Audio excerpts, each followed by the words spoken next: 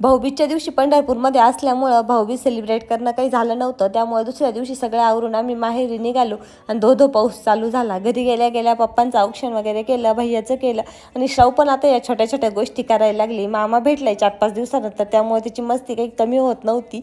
आता इथून आमचं आवरलं आणि लगेच आम्ही काकाच्या घरी निघालो. काका माझे थोडेसे लांब राहतात आणि काका आणि काकाचा मुलगा पण आलेला होता. त्या दोघांना पण ओवाळायचं होतं. त्यांना श्राव एवढी आवडते ना, पण श्राव काही त्यांच्याकडे जात नाही. काही असो, तिथं पण आम्ही ओवाळणी वगैरे करून घेतली आणि इथून आम्हाला लगेच नाशिकला जायचं होतं, म्हणून थोडीशी घाई करून पटकनच निघालो. आणि आजपर्यंत कधीच राहुरीमध्ये ट्रॅफिक जाम नाही होत, पण आज एवढं भयानक ट्रॅफिक जाम झालं होतं ना, जवळजवळ 2 तास आम्ही ट्रॅफिकमध्ये अडकलो होतो. आता रिटर्न घरी जाऊ का पुढं जाऊ असं आमचं चालू होतं, पण म्हटलं चला उद्या सकाळी ऑफिस आहे तर आत्ताच घरी जाऊयात. आणि आज मेन म्हणजे माझा बड्डे होता. आता एवढ्या सगळ्या ठिकाणी फिरले पण बड्डे काही सेलिब्रेशन झालं नव्हतं. मग त्यानंतर घरी आलो नाशिकला.